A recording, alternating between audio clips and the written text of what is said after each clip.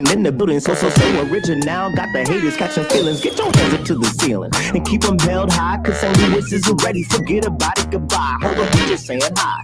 Five, somebody rise up. Weekdays, catch us live, somebody. Let's go. Good morning, everybody, and welcome to the Pascal Show. Good morning, everybody. Good morning. I hope you all having a wonderful Tuesday. Enjoying your Tuesday. Having a grand old time. We got a lot to talk about, very little time to do it. But I just wanted to say good morning to all y'all. I missed y'all yesterday. Wasn't able to get on, but things happen, schedules and busy times happen, and that's just how it be. You feel me? But I am very happy to be here back on the show with all y'all to chop it up. To chop it the F up. Because we got some things. We got some stories. We got some news. We got some updates. And do me a favor, y'all. If you haven't done this yet, please hit that refresh button. The reason why I started a little late is because I just got some new information revolving around a story that I talked about a few weeks back. Now we're getting some new information, which we are going to talk about here very, very soon. And then, of course, we're going to talk about this lawsuit, Cardi B, Tasha K thing. Now that there's a verdict, we need to talk about this because I think it's a big cautionary tale for all YouTube creators out here. This particular case, this particular verdict, and all that. So we will be talking about that, okay? I'll say this, though, real quick. I ain't in no way, shape, or form here to trash talk anybody, okay? And on what they do on their own platforms. I am not here to trash talk any of the creators that may be brought up on this show, because I'm here to talk about how this is a cautionary tale and what we can learn from this, right? How we can all grow from this, and how important it is to stick to the facts, right? So we will be talking about this, all right? But of course, we are going to be talking about this other developing information that's just dropped a few hours ago. We got an article from the Daily Mail that just dropped about 45 minutes ago. I had to look through it really quick to make sure I had all the information. It's wild. The Toxicology report has come out for Lauren Smith Fields. And if you don't know who I'm talking about, we are going to get into it. We are going to talk about it. I will be giving you guys a recap so you kind of refreshes your memories. Because trust me, there are so many stories and cases that we are covering right here on the Pascal Show. So sometimes a recap is important, right? It's necessary. But anyway, before we get into the recap and, of course, to the breaking news, it's big breaking news, y'all. Please do me a favor. Hit that like button down below. Crush that like button. Send those likes all the way up. Also, please share this feed. Let people know about this. Okay? Let people know about this show. That would really be appreciated. And of course, do not forget to crush that subscribe button. Crush it. Destroy it. Make it scream out your damn mother-loving name up in these rafters. Okay? Make it scream so loud it shakes the very foundation of your own private domicile. Okay? So crush that subscribe button. Be really great to have you a part of the Pascal Show family. Anyway, like I said, we don't have a whole lot of time, but we got to jump into this. And here's the thing, though, too. And before I continue, the rest of this week is going to be a little choppy. I am in the middle of preparing something very, very big. And there's going to be some time I'm going to be in and out this week. And it'll all make sense much, much later. But I just wanted to give you guys a heads up. There might not be a show tomorrow. Like I said, I'm a little busy and trying to do some transcend this platform, transcend this show to a whole new level. And it might require me to be out for a couple days. So if I'm not on tomorrow, I will let you guys know, but I will let you know. I'll let you guys know. Okay. But yes, there's a little bit of traveling involved and all that stuff. So it's going to be hard for me to be on camera. But I will try my best to keep you guys updated on any news that's breaking. Of course, if I can. But I will be in the middle of doing some things. Like I said, it'll make sense very, very soon. So stay tuned. Okay.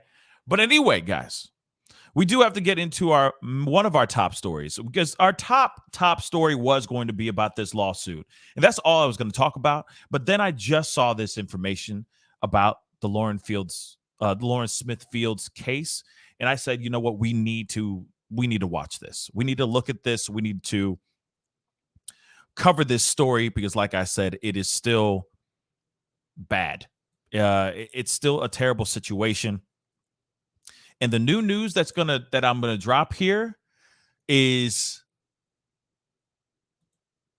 surprising, nonetheless. Surprising. Yeah. Surprising. So I need to pull up this news clip. I wanted to pull this up really quick because, of course, there has been this thing. Okay, people have been saying over and over and over again, where is Lauren, or what happened to Lauren Smith Fields? Now, let me just give you guys a quick breakdown. And we did talk about this last week too, because there was new information, which of course I'm going to be covering here as well. But there was a young woman, beautiful young Black woman by the name of Lauren Smith Fields. She was an Instagram influencer. She had her own YouTube channel. You name it. She wanted to be out there like that as an influencer. But of course, she was going to school. She was going to college and all that. So she was an educated young woman. Anyway, one night, a phone call is made to a 911 call is made where cops show up to this woman. She's dead in her bed with an older white male. That's all they said in the very beginning. An older white male is the one who made the phone call saying that she was dead in her own bed in her own home. Right? Now, cops go ahead and do their thing. They let the guy go because as they said, quote unquote, this guy was just a really nice guy. He was just a nice guy, right? He was just nice. So they said, nothing shady about this guy. He can go on his merry little way, right? They never identify the guy. He doesn't even become a person of interest. He doesn't even become a suspect. Family gets wind, of this whole situation. And of course, as any family that loves and dotes on their own loved one, their own child, their own daughter, they are going to do everything they can to find out what happened to their beloved daughter. So they are doing everything they can. They're doing their due diligence. They're putting out the hashtag justice for Lauren Smith Fields, justice for Lauren. What happened to Lauren? Hashtag what happened to Lauren? All this stuff. Yet still, the man's name is never put out there to the public because he was just a nice guy. But he happened to be in the same room as this woman who died. He was sleeping in the same bed as a woman who was dying, who died right next to him. He woke up with her in a pool of her own blood. Yet his name was never identified, was never made public because he was a nice guy. So I'm going to jump a little bit ahead because I want to show you guys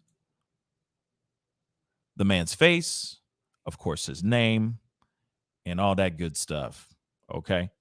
But after some time, okay, and after the parents, channels like myself and other channels, because now it's becoming a story. Because when I first talked about it, it wasn't really a story yet. Well, it was a story, but no one was going out there and talking about it. But now it's become a thing. Now it's caught fire. Everyone now is talking about it, going, what the hell happened to this girl? to this young woman by the name of Lauren Smith Fields, right? So, families going out of their way to try to make something happen. They are trying to work closely with the investigator, with the detective that's on this particular homicide, or not homicide, but on this particular case, because they hadn't ruled it a homicide. They just cops just went and did what they did. Only to hear from other people and in interviews that they've had that the investigator, the detective, basically told him to F off. Basically told him not to call him anymore. Basically hung up on them. A grieving family that just wants to know what the hell happened to their daughter, to their loved one. This police officer has the audacity to tell him, don't call me anymore. And they hung up on the family. So, of course, this pisses off the family. Who wouldn't be pissed about that, right? So, now, let's get you guys a little bit more up to date, okay?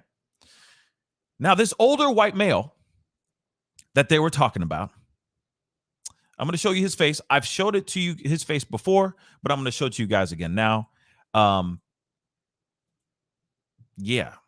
Now, I don't know if his name is, it's Matthew LaFountain. I thought maybe it was LaFontaine or something like that, but no, it's LaFountain.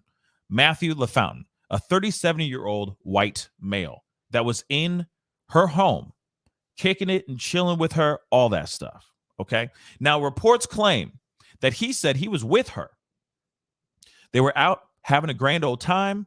There's different stories. There's different other sides or pieces that are being added into the story now. But this is what we're hearing right now, that Matthew met up with her for some drinks at a bar, right? They're having their drinks. They're doing their thing.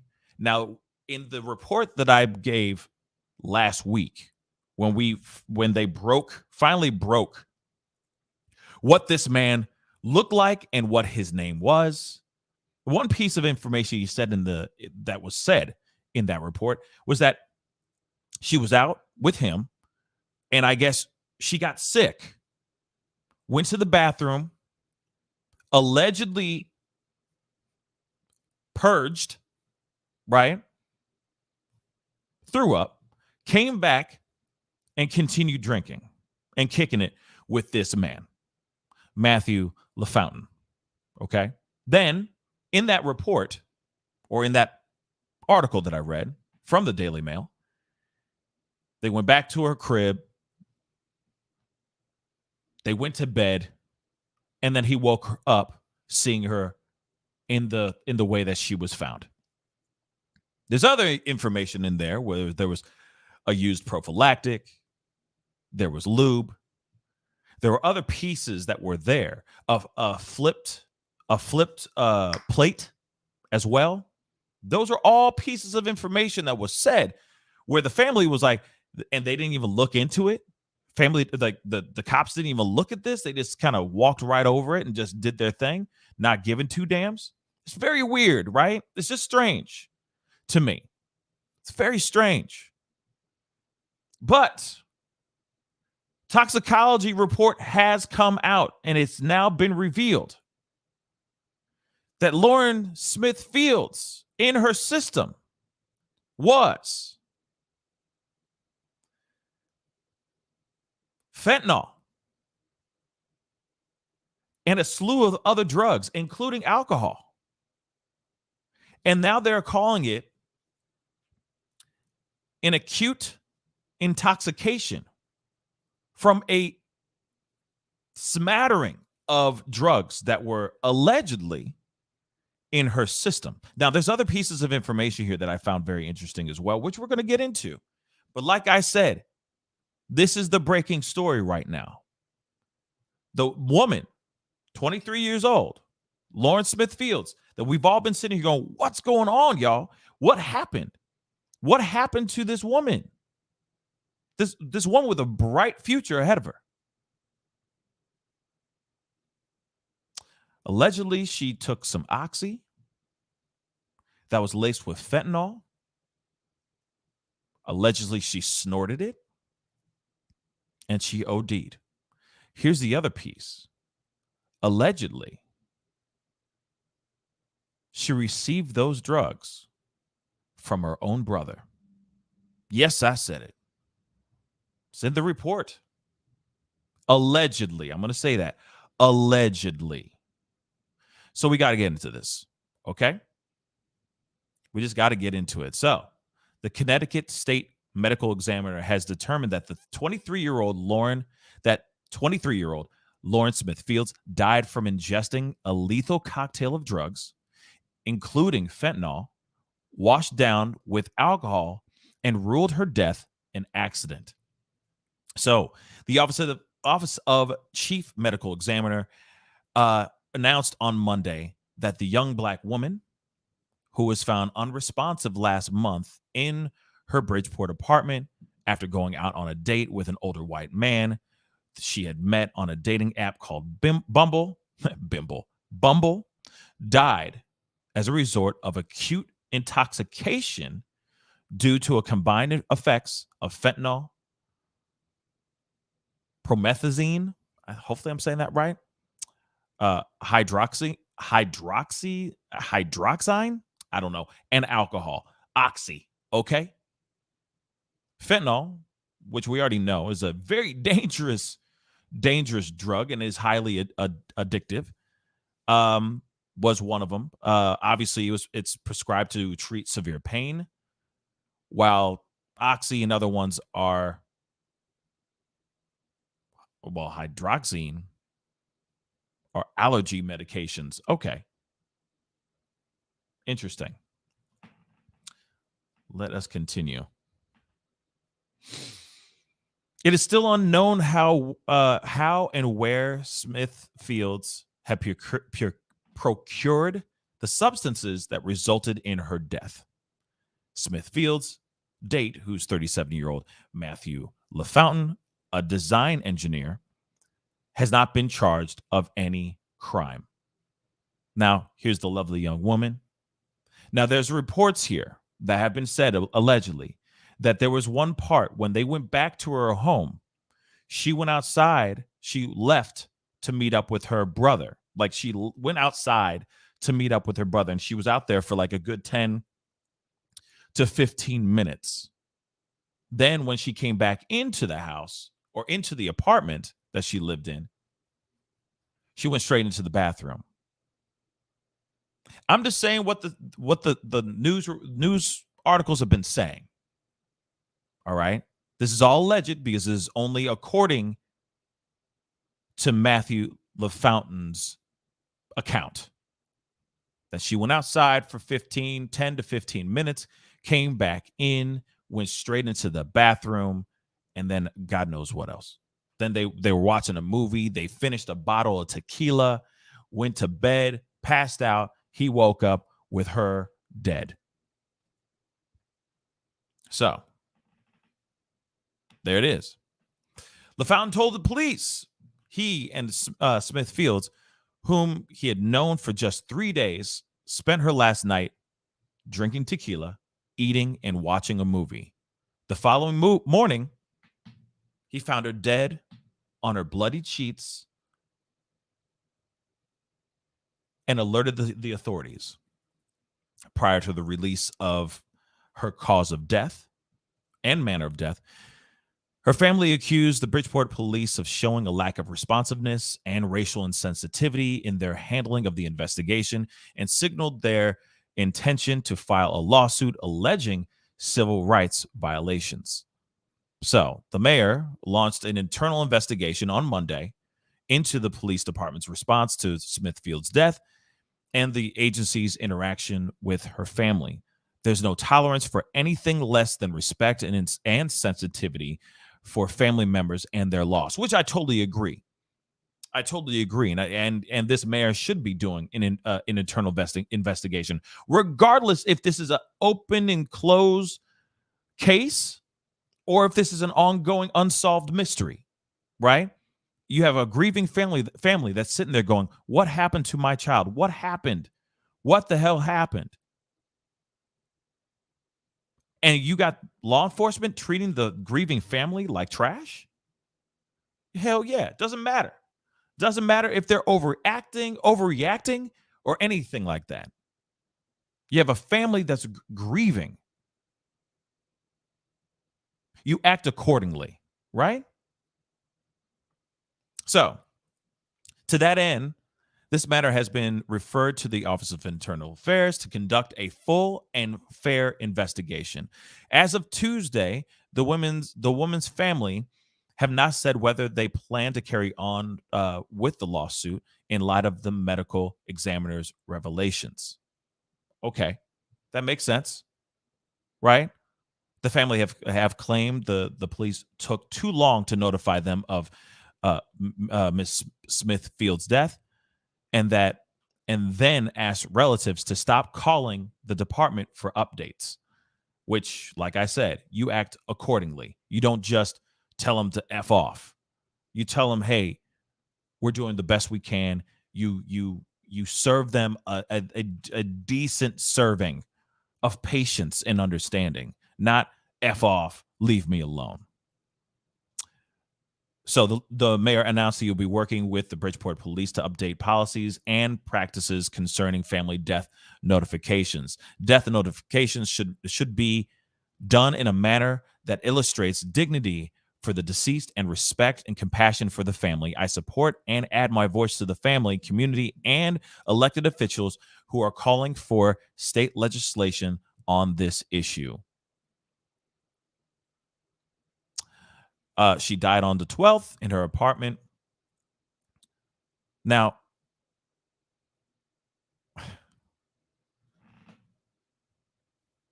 it's very interesting because the part that I find weird, this is the part, okay?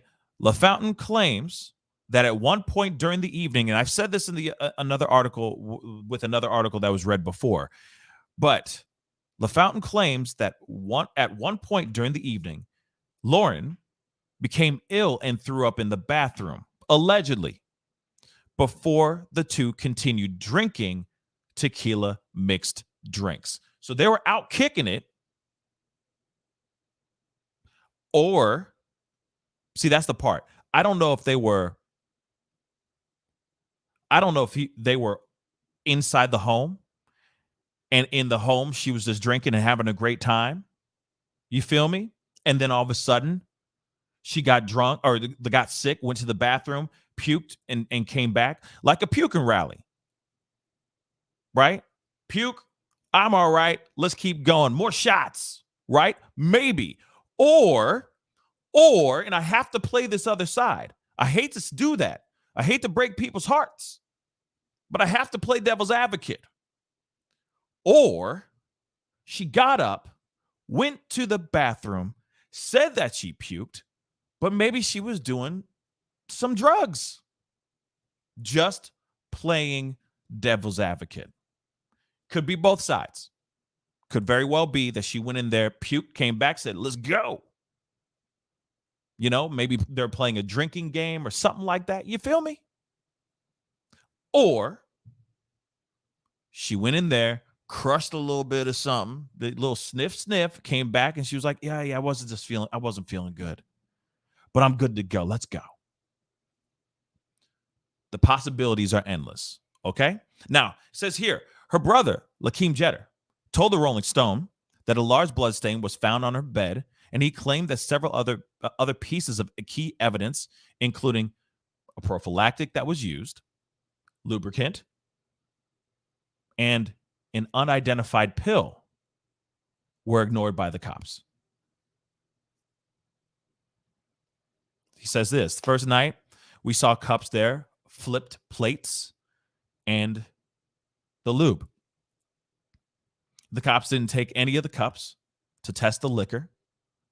There was a big blood stain in the middle of the bed with streaks going to the right side, which we've done this before. We've talked about this before. Now, her family have signaled their intention to sue after the police after becoming frustrated with how they were handling the case. Of course, they are, a detective alleging the detective in charge of her case told them to stop contacting them. Okay. And then, of course, they were waiting for the autopsy and whatnot. But there are parts of the investigation that can be done without the autopsy.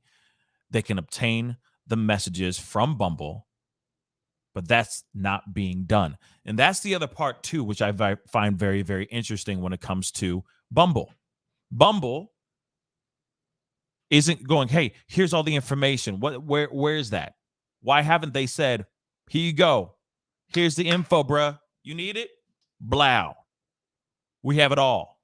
We got it. I don't know how Bumble works. Maybe the like Snapchat, maybe the text messages disappear after 24 hours. I don't know.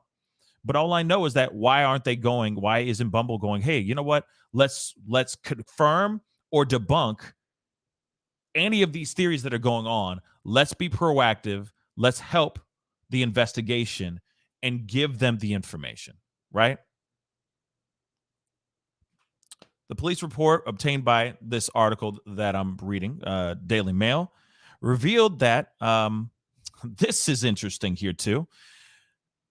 Lauren Smith Fields asked LaFountain for $40 to get her nails done and then to meet her at her residence where the pair reportedly took shots of tequila. So she sets up, I need $40 though, so I can get my nails did. I'm assuming he did so.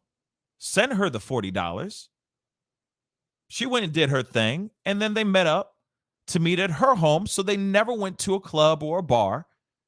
He came straight to her home to drink and whatnot. And we live in a very interesting world now, don't we? Where it's a lot of this, where, hey, to get my attention, here's my Cash App. There's a lot of that going on in the world. I'm sorry. I'm just playing devil's advocate here. She's a beautiful, young, smart woman. She was putting herself out there on the, you know what I'm saying? She was putting herself out there on the grams as well. So God knows what her parents are seeing and what the rest of the world is seeing. She could be completely different, right? On the social media apps, and in front of her family, she could be reading the Bible and drinking Perrier, right? I'm just saying. But like I said, I'm playing both sides of the fence here. Okay. So LaFountain claims Smith Fields became ill and threw up in her bathroom before the two continued drinking tequila mixed drinks. They reportedly played games, ate food, and began watching a movie when Smith Fields allegedly received a text. Here it is. Went outside to get something from her brother, and then upon her return, went into her bathroom for 10 to 15 minutes.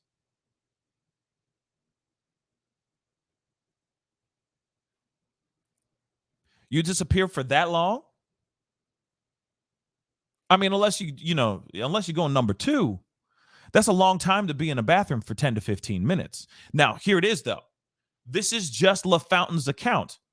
He could be capping like a mug right now. He could be making all this ish up. All of it. Just being like, oh, yeah, she got sick. She went to the bathroom, blah, blah, blah. Maybe that part is true. But what about this whole thing? She received a text. She went outside to get something from her brother, and then upon her return, went into the bathroom for 10 to 15 minutes. Okay. All right, fine. Let me continue, okay? Her date told the police he thought it was odd, but didn't feel it was his place to say anything as he didn't know her that well. The incident report reportedly reads. Afterwards, the pair continued to watch the movie and finished a bottle of tequila before she fell asleep on the couch. LaFountain allegedly carried her to her bedroom, and the two went to bed. Okay, so then what's up with the used prophylactic? What's up with the lube, though? Just saying. If that's what they did, if that's all they did is polish off a whole bottle of tequila and she passed out on the couch, and that all he did was carry her into the bedroom, yet there was used condoms, lube, and a mysterious pill chilling, doesn't work. Doesn't work for me. Doesn't work for me. Mims, make it make sense.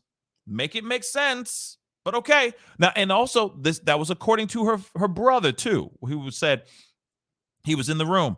He saw cups, like used cups, pills, or a pill, a flipped over plate, lube, a used prophylactic.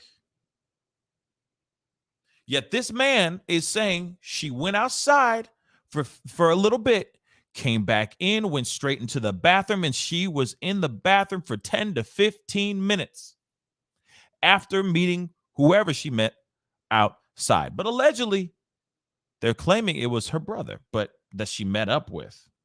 Okay. So he claims he woke up around 3 a.m. to use the bathroom and found Smithfield's snoring. Then, around 6:30 a.m., he reportedly found her lying on her right side with blood coming out of her right nostril and not breathing. He then called 911. Once police arrived to the scene, Smithfield's landlord was contacted. The landlord did not have family contact information, so it wasn't until days later when Chantel Fields visited the unit that she learned about her daughter. When I asked the officer about the guy, he said he was a very nice guy and they weren't looking into him anymore. It was almost like he was sticking up for him, and it seemed weird to hear that from a detective. This is what her brother Lakeem Jeter told NBC Connecticut. He told me directly on the phone to stop calling him and hung up in my face. It was just like total disrespect. Like, that's what you're going to tell a family that's going through grief and trying to find answers? Another photo of this quote unquote really nice guy.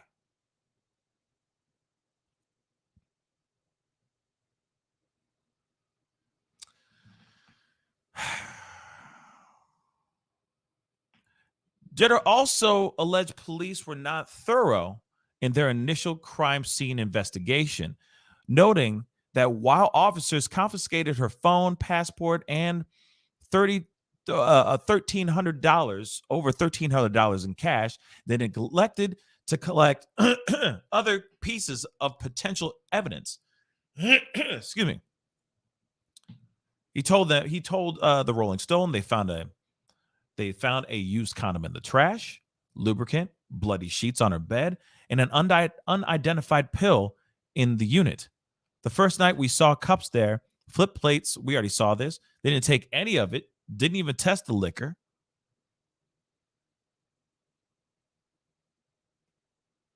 Lauren's mother also claims that the officers made her feel as if the investigation was not important.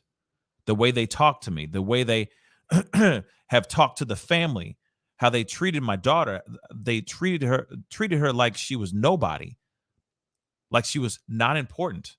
This is what Chantel said to a news station. I think this is an important part too.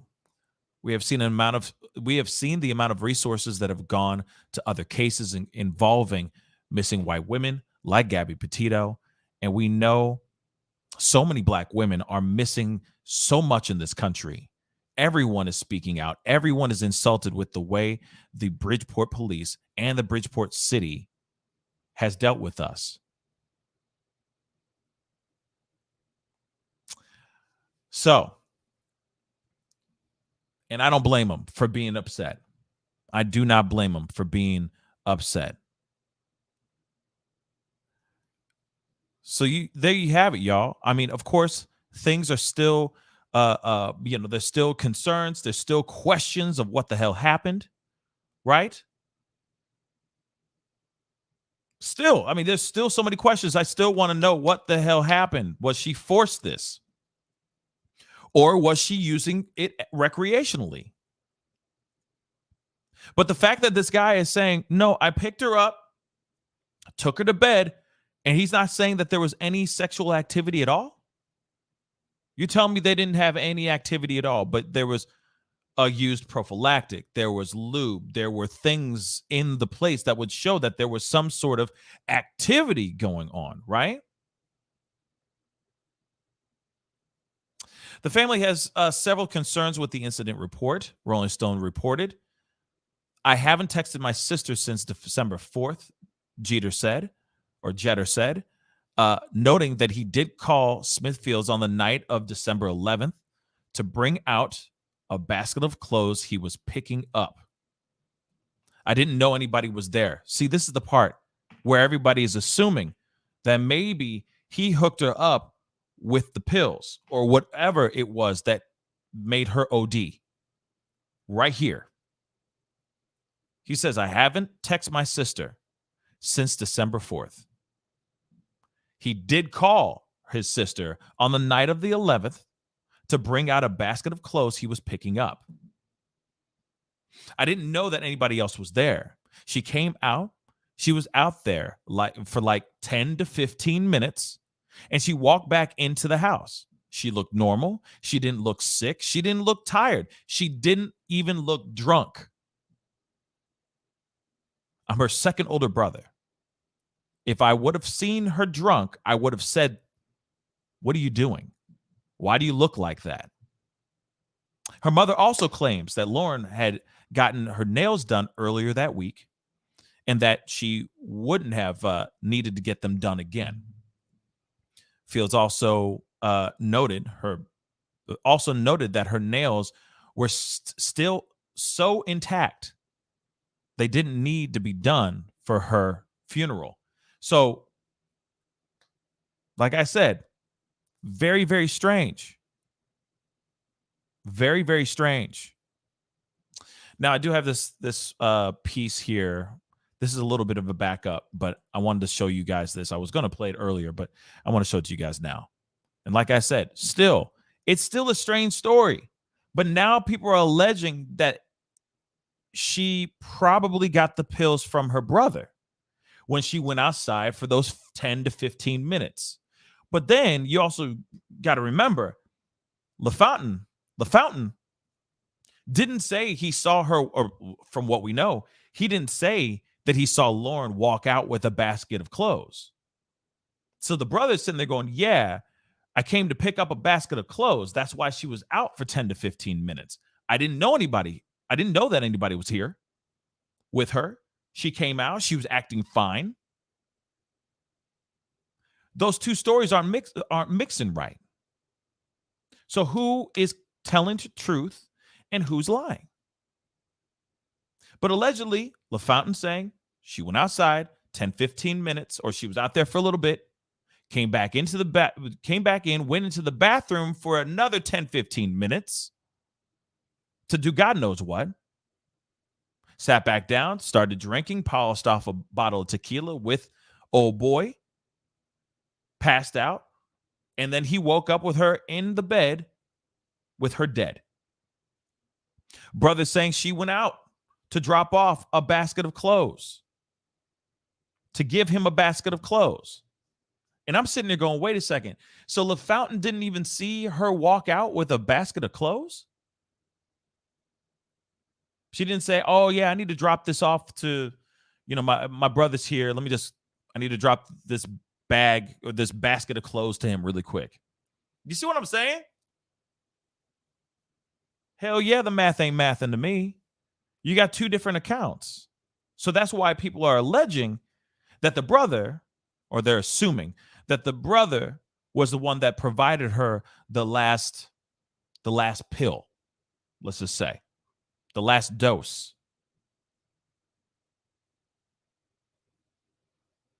There is some interesting behavior going on here, though. She went into the bathroom before to go puke, came back, continued drinking. And here it is. I've seen it before where, you can do I've seen people who will just sit there and go, blah, You know, just straight up, just seriously vomit their faces off. Vomit their faces off.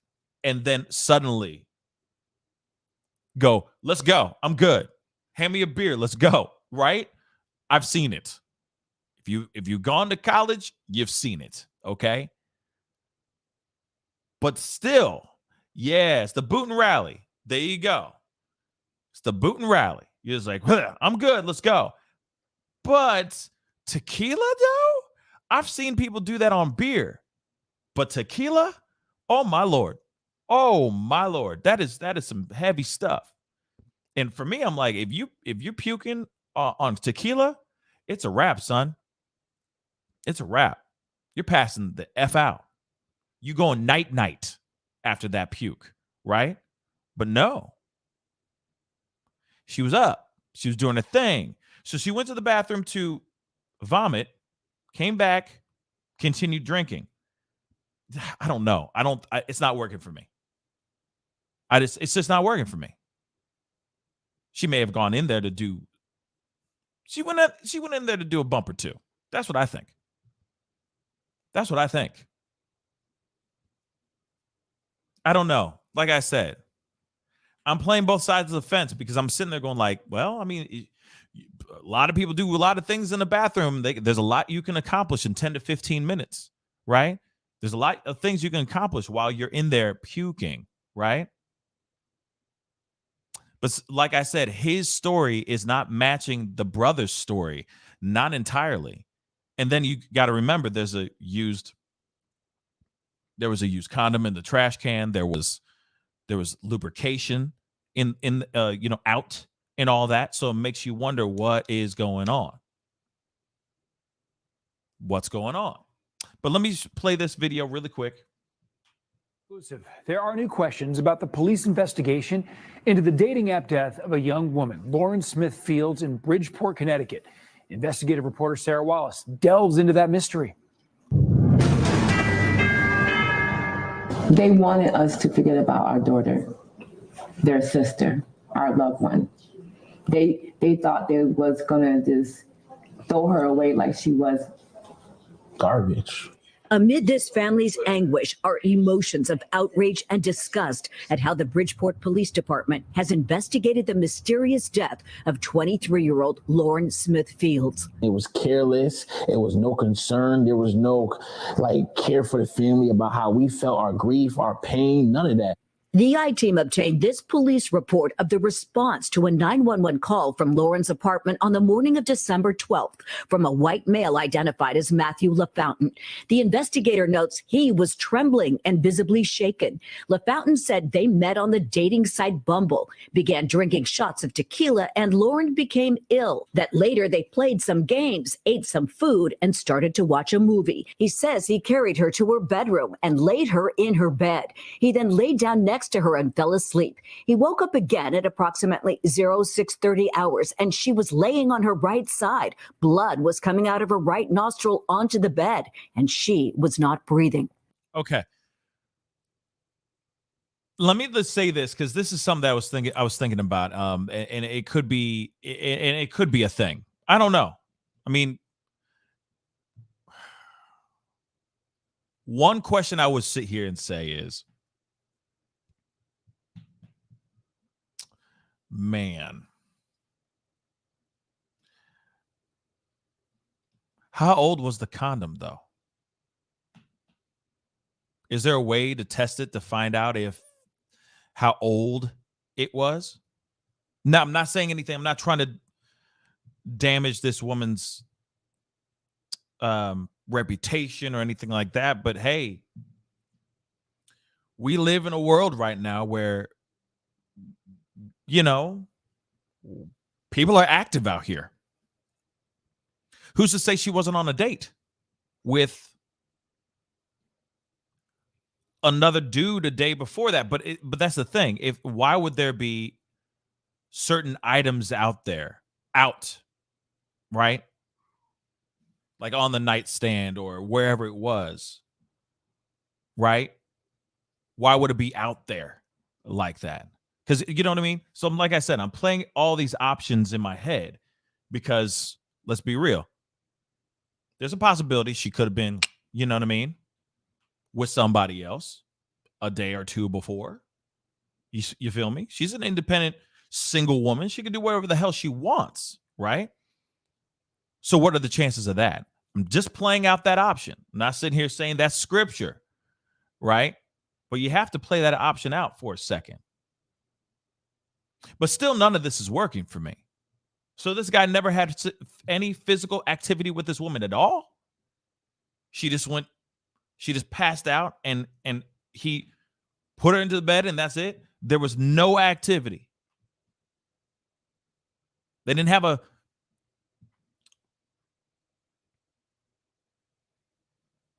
very physical yoga session in the bedroom. Not at all. Then also, too, wouldn't he be woken up with like a terrible hangover? It just feels like somebody's hiding something to me. Somebody's hiding something. And I feel like the police may be protecting someone as well. They're trying to cover something up. Because the math ain't mathing, man. The math ain't mathing. The whole day goes by. No police reach out to the family at all.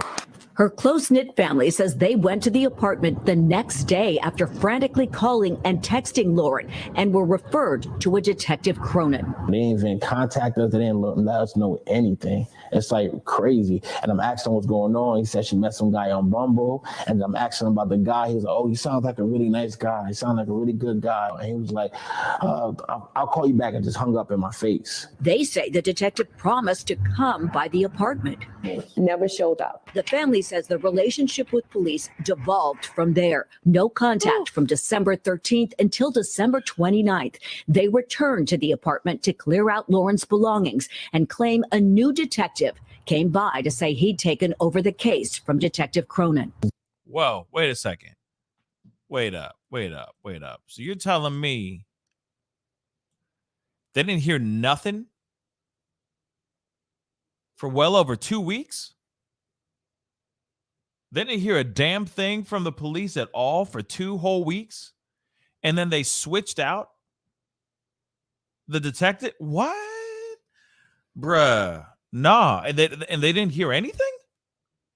Wow. To clear out Lauren's belongings and claim a new detective came by to say he'd taken over the case from Detective Cronin. The detective said he effed up, he messed up, he effed Cronin, he messed up, he didn't know what he was doing, he messed up the case. The family says they provided evidence they'd collected to crime scene investigators who arrived for the first time that day, included a bloody sheet and a pill. And 2 cups of like drinks or whatever next to a bottle. They didn't take none of that. We seen a condom, we seen lube, other stuff in there, and they didn't take none of this. Sources close to the investigation tell the I-Team the Matthew LaFountain pictured in this social media photo, now removed, was the man at Lauren's apartment.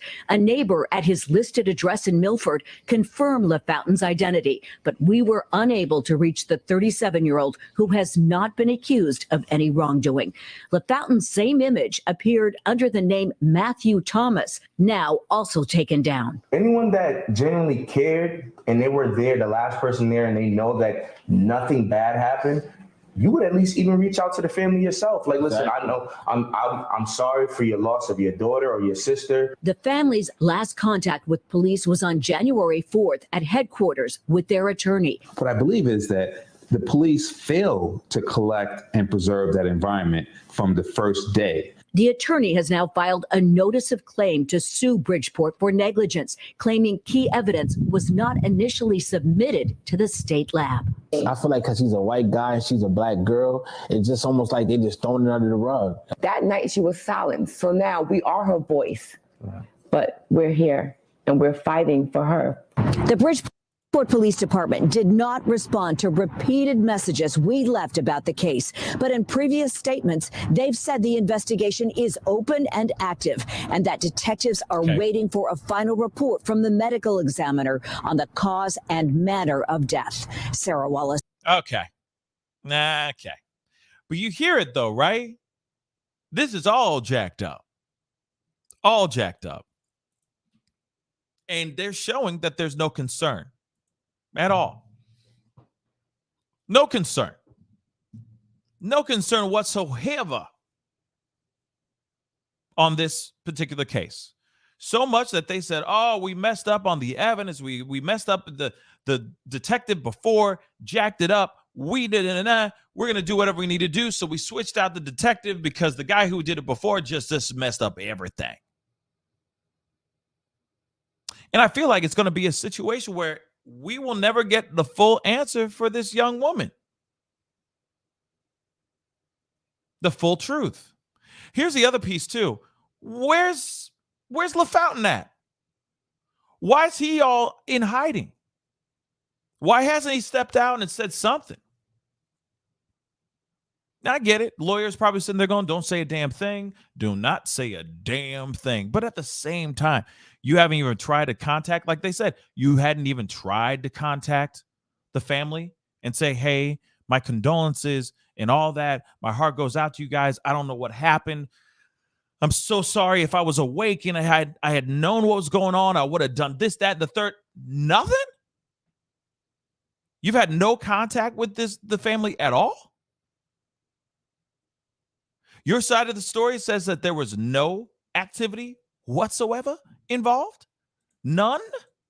It just doesn't work for me, y'all. It's not working for me. Okay. Now I do have another video where it just confirms the toxicology report, because I know some people are asking about that really quick. Hey, watch this. Just said that. Going, hey, what's the toxicology report? Was there a toxicology report? Autopsy. Right now, the toxicology report has come out, and it seems like she OD'd on a mixture of alcohol, fentanyl, oxy, and a gang of other things. But I want to show you guys this video. It's just from another news from NBC, just confirming everything. An update now on a story the News 4i team first told us about. We've learned the death of Lauren Smith Fields has been ruled an accident. This is according to the medical examiner in Connecticut, who says she died due to acute intoxication from the combined effects of fentanyl, other prescription drugs, and alcohol. Her family has told News 4's Sarah Wallace that the report just brings up more questions, since they say Smith Fields was healthy and had no history of drug use. Their attorney says she died after a date with an older man she met on the dating app Bumble. And now her family plans to sue Bridgeport. Now, we already know that part about her family suing Bridgeport and all that, because their lack of even giving a damn, it seems like. But yes, fentanyl. Update down. Fentanyl, alcohol, all kinds of different things. But, I'm going to play devil's advocate again. I will play devil's advocate again. And the reason why I play devil's advocate is because, let's be real, the family only knows their daughter for as much as they know their daughter. We all have different sides of us, right? We do. To a certain extent, we all have different sides of us. Something that, if you're used to being seen as the angel child, you're going to play that role when you're around your family. And, but behind closed doors, you might be something completely different, right? And from what it seems like, from the stories that are being put out here right now, that are being presented, the vibe right now is that, let's look at the breakdown, or let's look at the timeline here. A few days before they actually meet up, she hits up homeboy Matthew LaFountain on Bumble, basically saying, hey, send me $40 so I can go get my nails done, and we can meet up and hang out. And I'm assuming he does so. Right? They get together. They start drinking. They're watching a movie. This is the part where I want to know what movie they were watching. You feel me? But anyway, they're all together. They're drinking. One point, she gets up. She goes to the bathroom to literally puke. That's what he says. That's what she did. She comes back, continues drinking their mixed tequila drinks. Okay. So they do that. Then, while this is still going on, they're still drinking their mixed drinks, drinking their tequilas, having a great time. She gets another text message. So she goes outside. She leaves her apartment to go outside and meet somebody. Comes back in. This is according to LaFountain. Comes back in, goes into the bathroom, and is in there for 10 to 15 minutes doing God knows what. Okay. Then comes back in, sits down, continues drinking. They polish off a bottle, I'm assuming, because it sounds like they were drinking heavily, right? She drank so much, she passes out, falls asleep on the couch. Him, LaFountain, being the nice guy that he is, and because he's such a gentleman, scoops her into his arms, carries her into the bedroom, lays her to bed, and leaves her alone, passing out right next to her in the same bed. He wakes up at 3 to go use the bathroom. He comes back. She's snoring because she's in that deep, deep sleep. He goes back to sleep. He wakes up 3.5 hours later to find her dead. That's when he calls the police. The police show up. They go, oh, you're so nice. You didn't do anything. Just go home. Just go home. You good. Family doesn't hear anything for a few days. So they took it upon themselves, because they had been calling her like crazy, to show up to the apartment complex. That's when they find out that their daughter is dead, or that their sister is dead. Let's scoop back a little bit. Brother says, hey, during that time that she came outside, she actually came outside to meet me. Okay. With a basket of clothes. I came to pick up a basket of clothes. And that's the part I wonder. Just even on that side, why was he picking up a basket of clothes? What was the basket of clothes? Is there proof of said basket of clothes? I have to ask that. I'm playing both sides of the fence here. Okay. And why didn't said, dude, LaFountain, why didn't he see her walk out with a damn basket of clothes? I feel like that would be a big piece of information. Like, yo, I saw her walk outside, but when she left, she took a basket of clothes with her. I was wondering what's up with that, but she was out for a minute and then she came back. But when she came back, she went straight to the bathroom. So now people are sitting here speculating that the brother was the one to provide her with the pills. Now, of course, the brother's sitting there going, no, man, I didn't do nothing. I came to pick up a basket of clothes. So like I said, pieces of information are weird. Let me say this again. Let me rewind, because the brother also says, doesn't make sense. There was a flipped over plate. There was a used condom. There was lube. There were obviously cups with liquor in it. Yet LaFountain says, no, she went to the bathroom to puke. She went back there again for 10, 15 minutes after she went outside answering a text message. She sat back down after the 10 to 15 minutes of being in the bathroom. We continued drinking. She passed out. We went to bed. I woke up at 3. She was still snoring. Went to bed. Woke up at 6:30, and she was dead. Huh? But you're missing out on this whole thing of where did the sexual activity happen, and who was the person that did the sexual activity? Why is there lube out? Right? Why is there a used condom in the trash can? Now, here's the thing. Any person that's out here, right, that's sexually active, that has many dates, let's just be real, that has many, in her case, let's just say this. Say that she has a bunch of dudes that she's dating. She's dating around. She's having a great time doing her thing. You have a date that's coming over to your crib. You don't think that you would take the used lube and the condom? Would you discard those things and put those away so that your new date doesn't see that ish?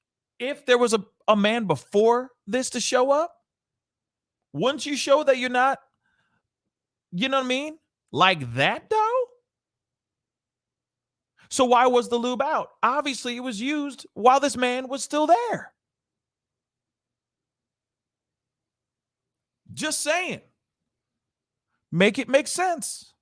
And when you look at that whole timeline and you break it all the way down, how does that all fit perfectly in the narrative of LaFountain? And I'm telling you right now, the narrative does not work. There are too many, almost like there's blacked out spots in this story, in his narrative, that does not coincide with what the environment looked like. Hence the reason why you have a detective that got taken off the case and they brought in a new guy. Why? Because that detective done mucked up the crime scene, done mucked up the evidence, and done mucked up that case. So they have to start all over again from ground zero. All over a damn again.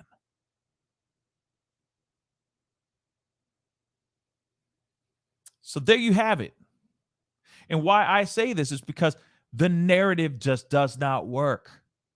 It does not work with what's going on. Now, when they say toxicology, I wonder if they still ran an autopsy. Was there any sign of sexual activity?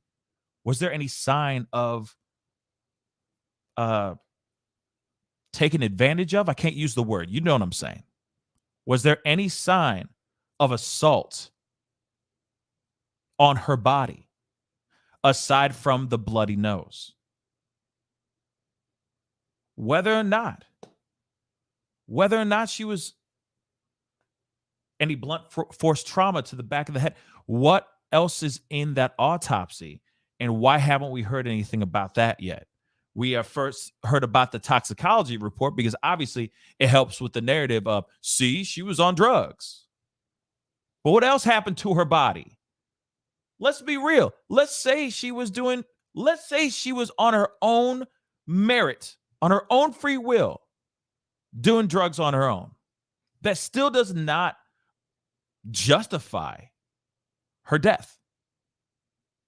Because if the autopsy says something different, then it won't be, oh yeah, definitely cause of death is this. Oh, it's the drugs. What if there's blunt force trauma to the head? What if was there anything else on her body? Was she strangled? Was anything? Was she taken advantage of? Any of those pieces of information would help suffice in this case. But right now, we only know toxicology, and that's all they're giving us because it feeds to a narrative. It feeds to oh, okay, yeah, she was doing pills. So that makes sense. Okay, case closed.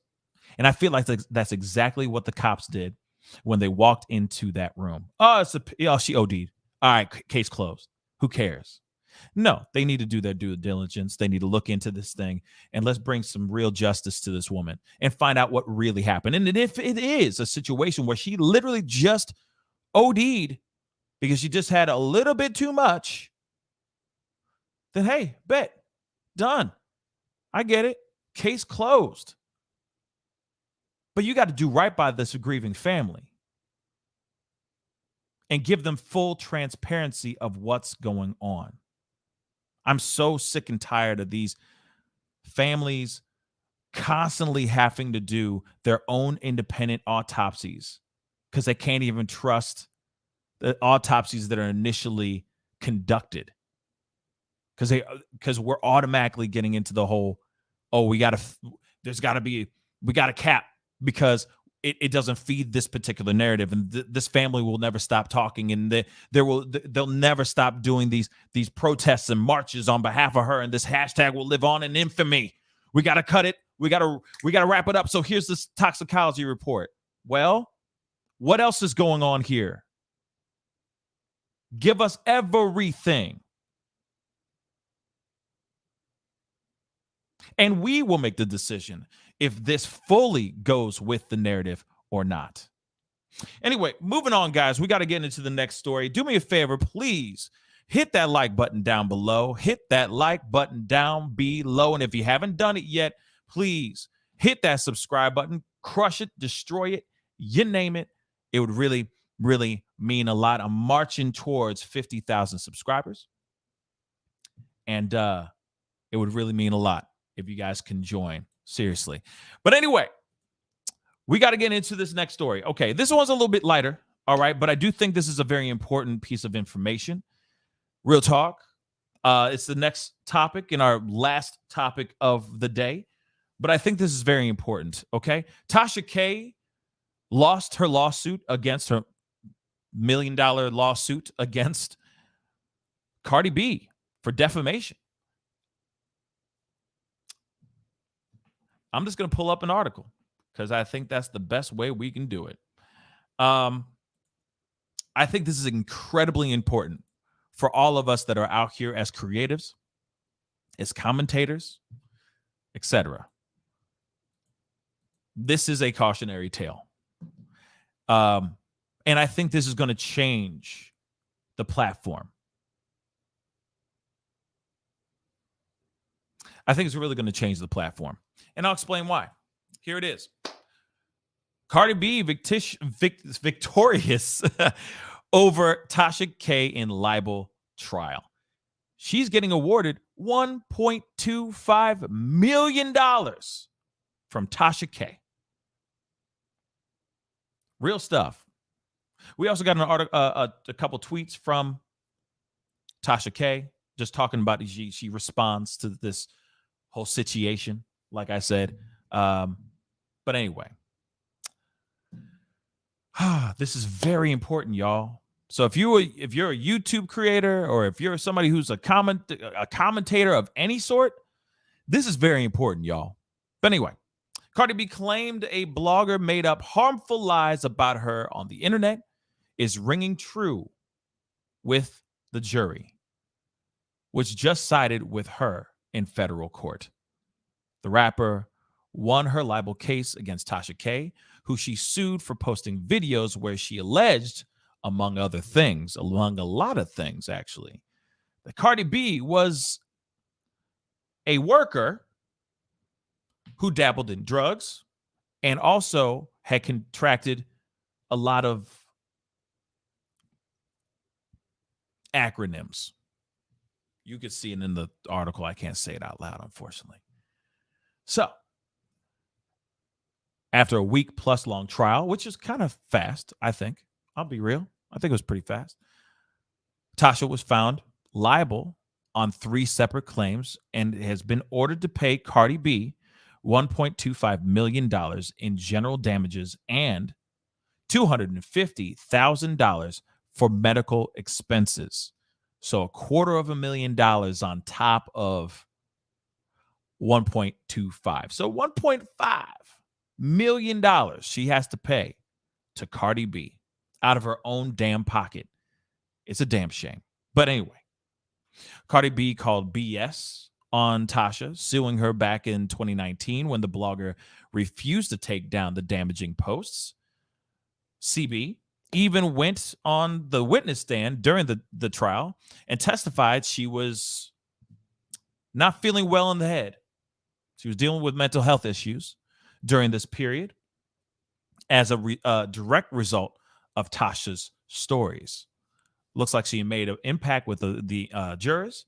She and her attorneys scored a big W and can close the book on this mess for now.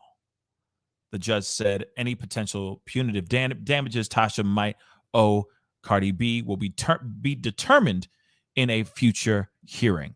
So, Tasha K lost her legal battle against Cardi B and now has to pay basically a sum of $1.5 million for putting out videos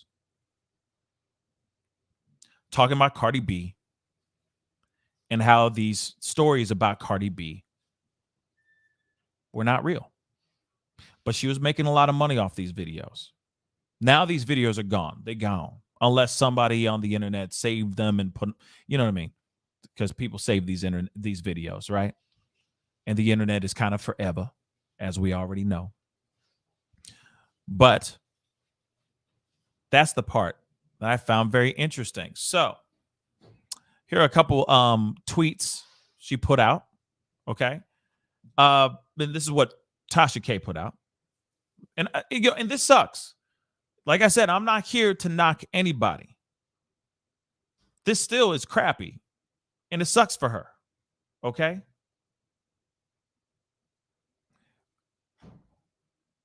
They're crappy.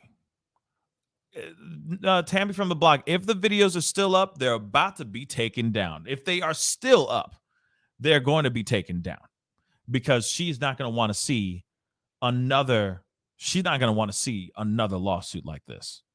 Real talk.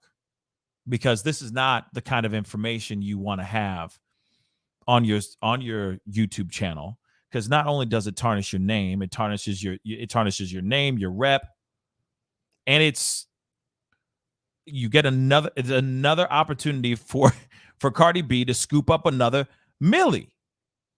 Real talk. So if it's still up, they about to be taken down. I'll say that. Okay?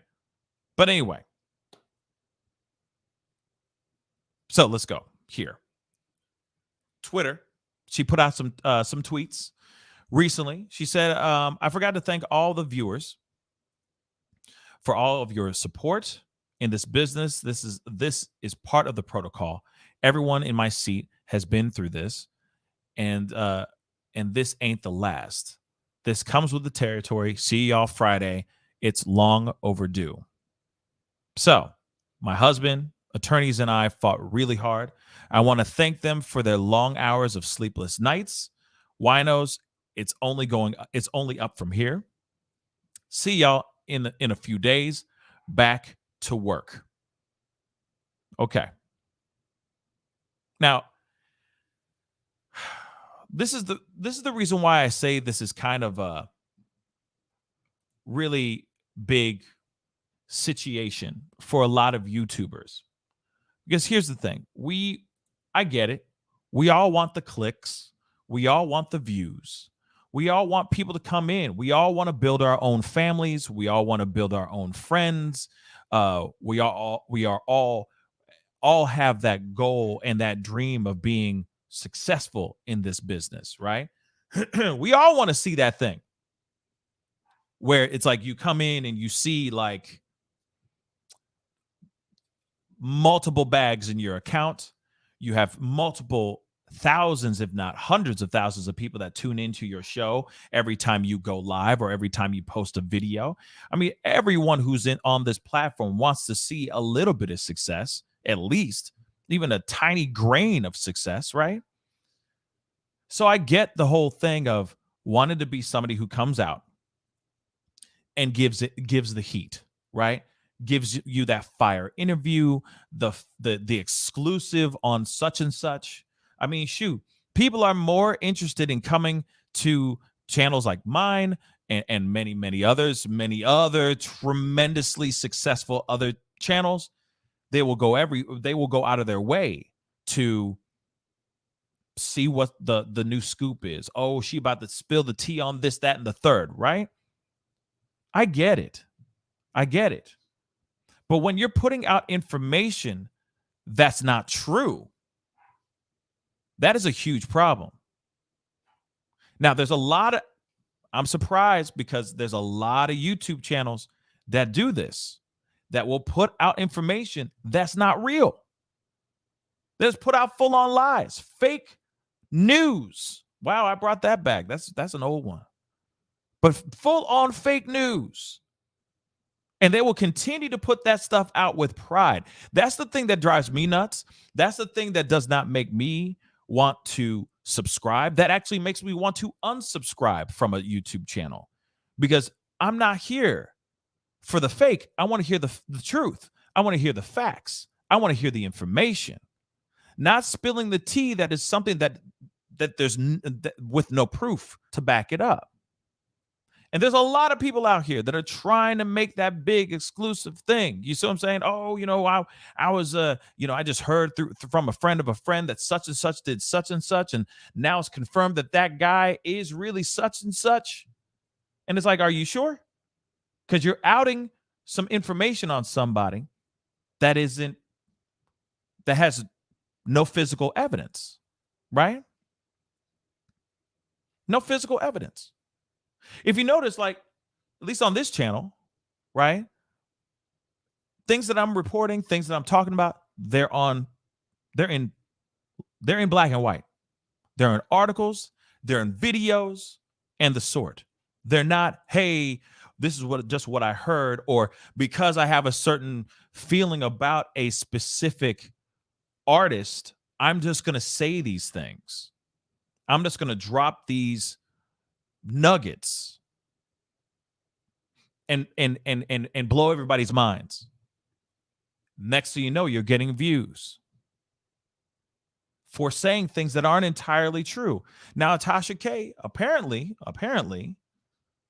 has admitted that those things were not true, that these things were fabricated.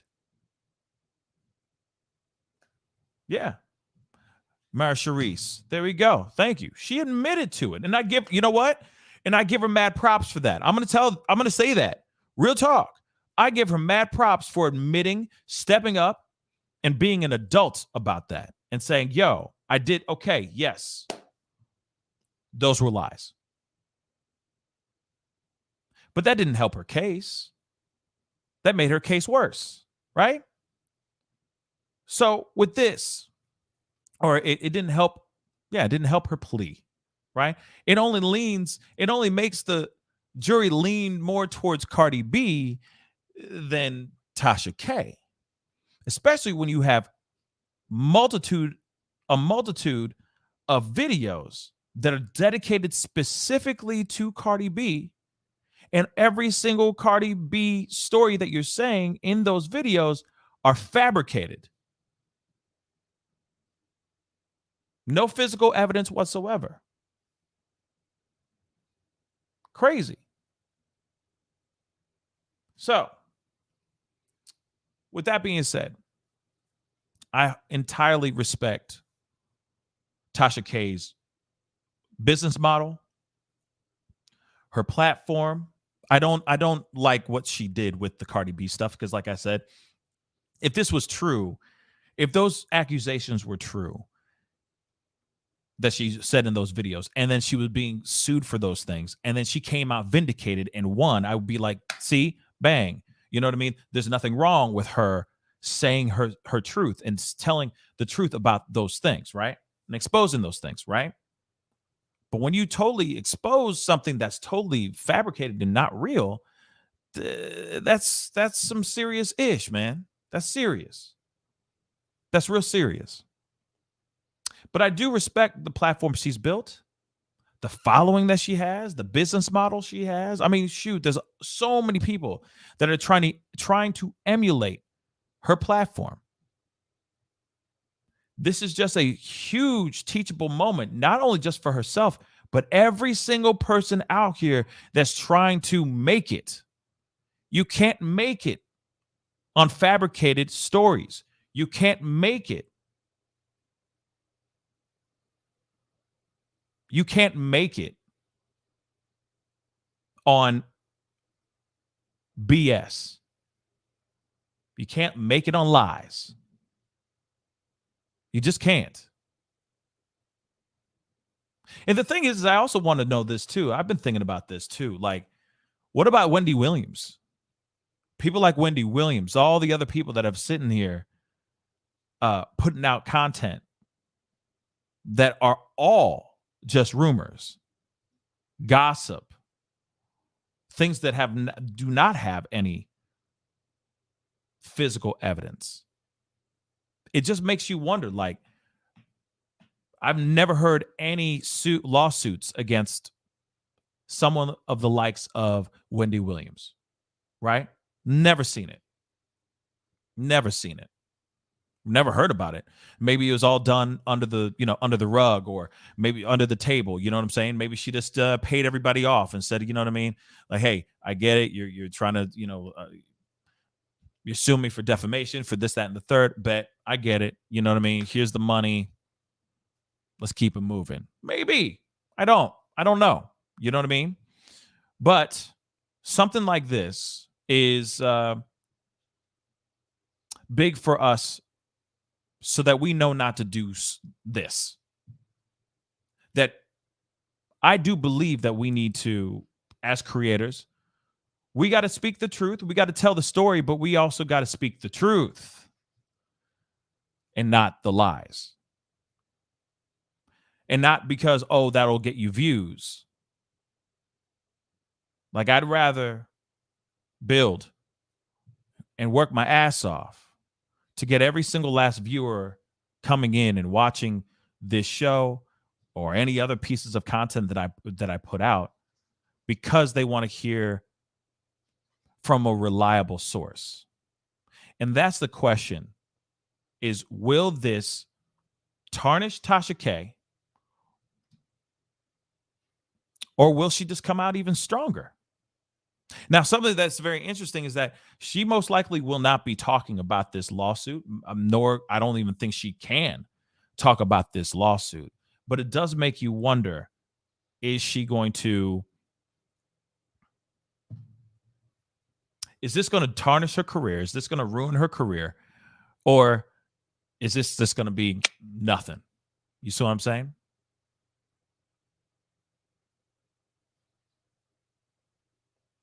It's very interesting. And yes, Tammy from the block, I heard that too, that there's some issues with taxes and all that, and she could be in some serious trouble here if that is entirely, like, we don't know. This is just all hearsay.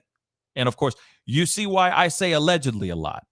I'm going to say that real quick. That's the reason why I say allegedly a lot, because at the end of the day, there's a lot of people that a lot of commentators could get in very big trouble for putting out information if they don't sit there and say certain words to make sure that it's not 110% one way. That is like, okay, allegedly he gave her the pills. Allegedly he was in the room at that time. Because if you don't do that, next thing you know, that person can come at you and sit there and go, oh no, he did this, this, and this. He spread lies about me, right? I'm going to sue him for everything he's got. But if you're just sitting there and telling a story going, oh yeah, she had a whole bunch of acronyms and this, that, and the third, and she was a worker and all that stuff. She was dirty. With one, you don't show them any facts. And two, you're not saying allegedly. That could get you in some serious ish. Some deep trouble. So like I said, that's why I say this is a cautionary tale for every single last creator that's out here on the internets, talking, causing a ruckus, making entertaining people. And I get it too, that the as soon as your platform gets bigger and bigger and bigger, you get more drunk, and you get more intoxicated off of the power and the likes and the money and the following and all that stuff. I get it. But you still have to be responsible with what you are putting on to your platform. And it doesn't matter if you like the person or not. You just don't go. There's plenty of artists I don't like. There's plenty of actors. There's plenty of commentators on this platform that I do not like. But I will not come up here and lie about something just because I want to say that person's trash. Then, hey, if I do that, I wouldn't be surprised if I was hit with a lawsuit if I'm not being careful with what I'm saying on my platform. That's it. Like I said, I don't want no smoke. I don't want no issues because I don't need anything spread out there like that. And, lies and all that. But I will say that I think this is a teachable moment for all of us, for all of us creators out here, that do report the news, that do talk about certain celebrities and all that. But when you do go and try to push the envelope, you got to be careful on how far you push that envelope. That's it. That's it. And I'll say this too. I asked the question, is she going to be in trouble? Is she going to lose subscribers or no? I think that she's created a platform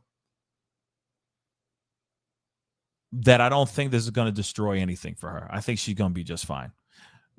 As Tammy from the block said, taxes wise, she might be in trouble with that, but it ain't going to be her views.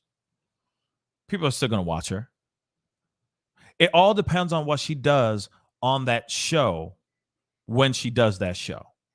If she's going to come out and go, listen, I made some mistakes, but now that's over. I'm not putting out any type of things like that. We'll see. But we do know that she does say a lot of things on her platform that I wouldn't be surprised if there's other artists that she has said some things about. I wouldn't be surprised if she's seeing some more lawsuits from other artists and other celebrities in the very near future. I'll be real. I wouldn't be surprised. So I think from this point on, she's just going to have to be very careful on what she does. And if she ain't paying her taxes, she better be paying her damn taxes.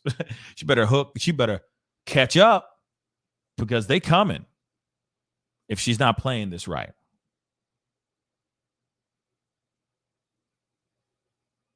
Zozo Bob, let me pull this up. Now, here's the thing, because somebody said, oh, I'm done because you said she's got a good business model. Let me explain something to you. Now, just because I'm saying positive things about her business model, like, y'all need to chill. That's what I'm going to say. Number one, y'all need to chill. Number two, the reason why I say that she has got a great business model is because she has built something that is massive. Okay? Massive. And the thing is does she even have $1 million? Zozo Bob, hell to the yes, she does. And what I mean by that is her business model's on point. Whether or not it's been built on lies or not, she has a business model that is solid.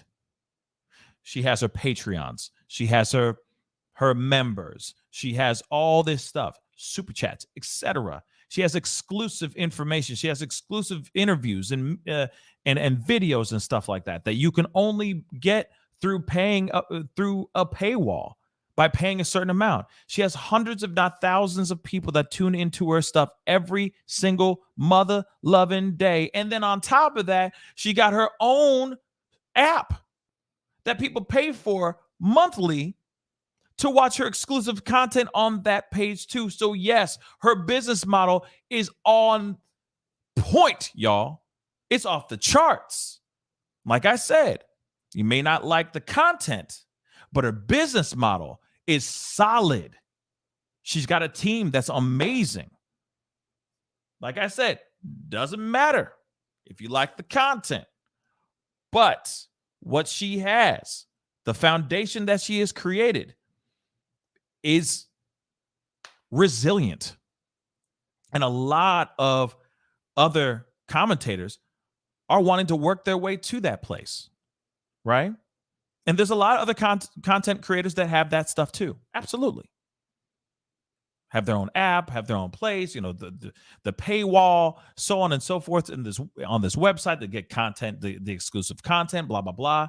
It's not even Patreon type stuff. It's just like, hey, you go to this website, you pay a certain monthly fee, and it is exclusive Tasha K content. That is some amazing stuff. Real talk. She's built something. Now, will it be destroyed after this? Well, we'll see. But she has almost 1 million. I think she has 1 million. I don't know. She has almost 1 million subscribers. She gets hundreds, if not thousands, of views on every hundreds of thousands of views. I'm sorry, on every single video that she puts out. All of her stuff is original content. She's not taking it from anybody. She's not showing any videos of police brutality. There isn't anything too controversial on her stuff. She's talking about celebrity gossip and celebrity news. So all of that content that she has, all that money that she's getting from YouTube and all that is going straight into her pocket. So she's making money. Real talk. And that's a model that I can sit and go, yo, that's solid. That's solid. Or at least it's a good start. I'll say that, you know. But there's a lot of other content creators that are trying to work their way towards building a business model, a structure like that. Okay.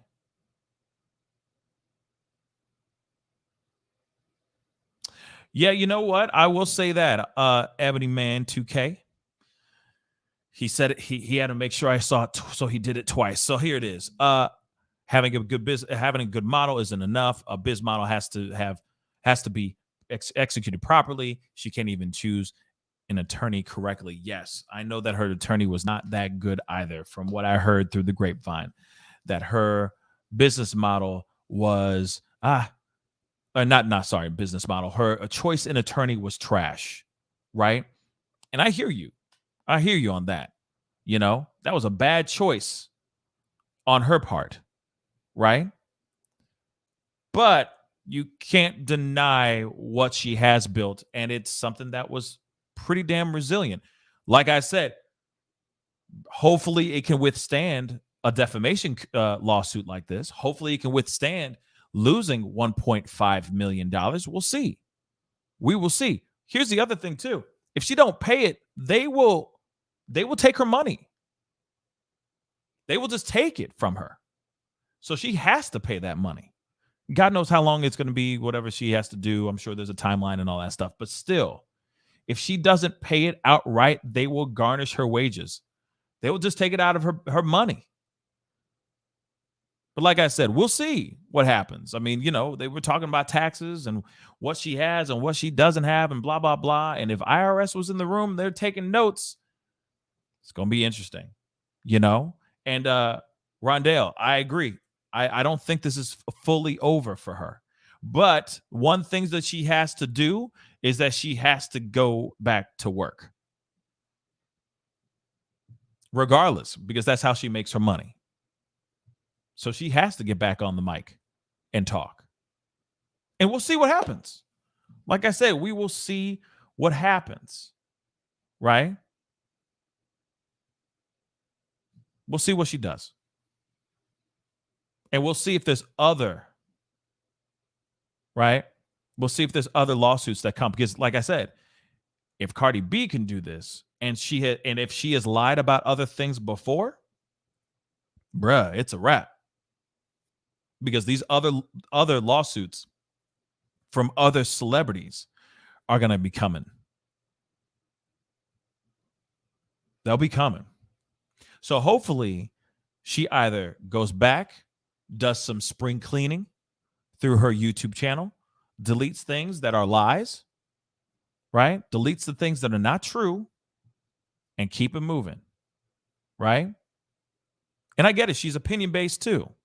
And she got a strong opinion.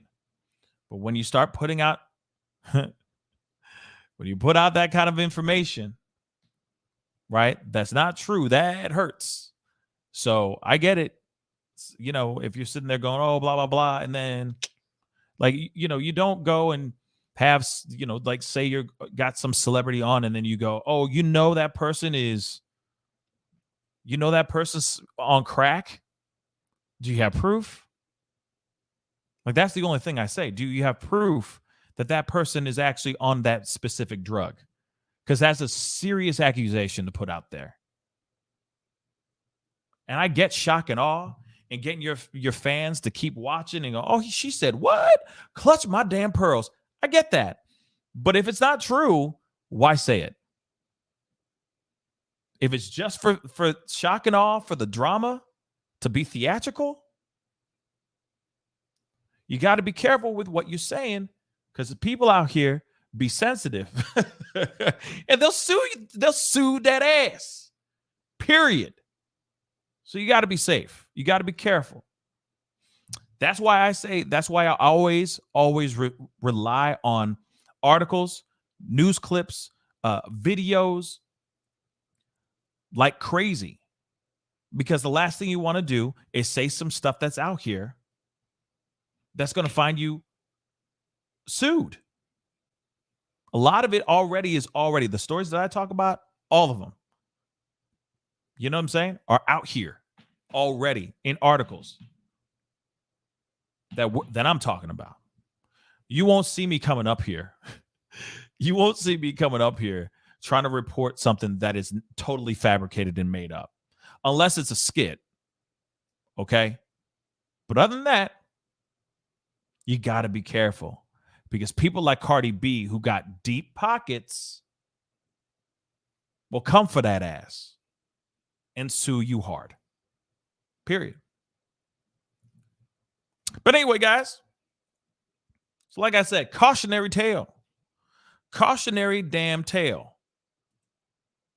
And we got to be smart with it, with whatever we choose to do with our platforms.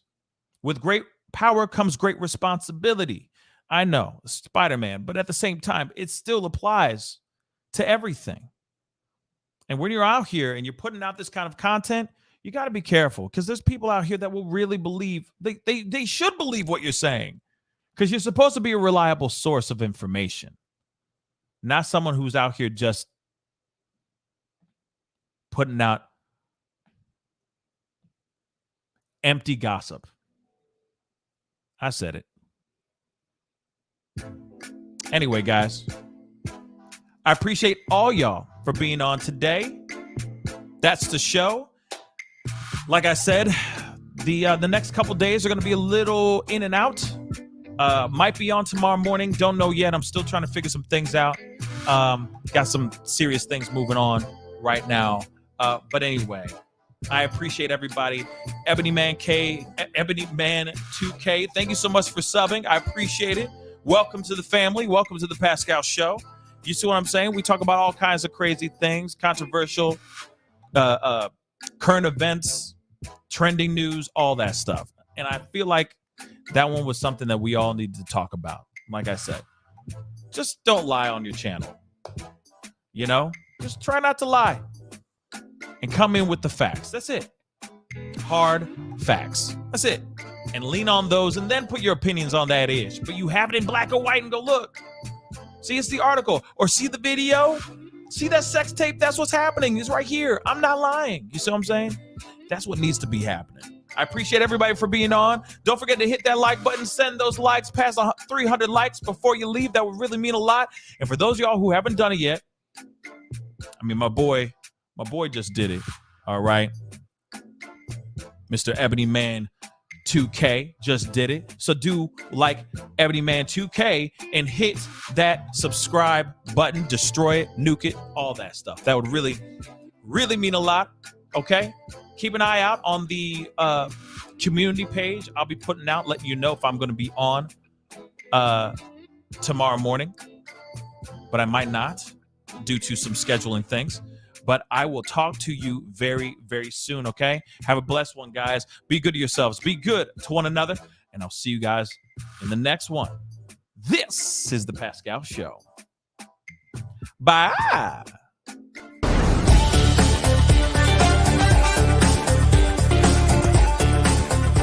You're going to perform tonight. I can't make this interview boring, because this man is too exciting as a host. And I'm truly saying this, and if y'all can't do this, me and this man here is going to leave and go somewhere else where we can get some love. I want everyone in the building to say, I love Pascal on the count of 3. 1, 2, 3. Wow.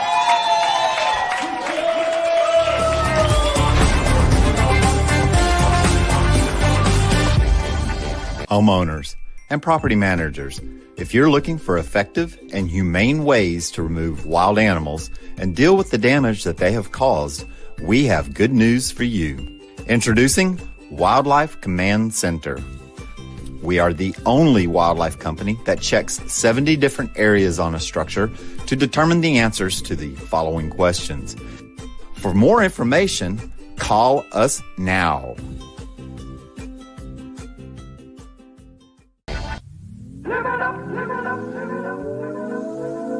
The Fur and Leather Center, providing the highest of fur and leather goods.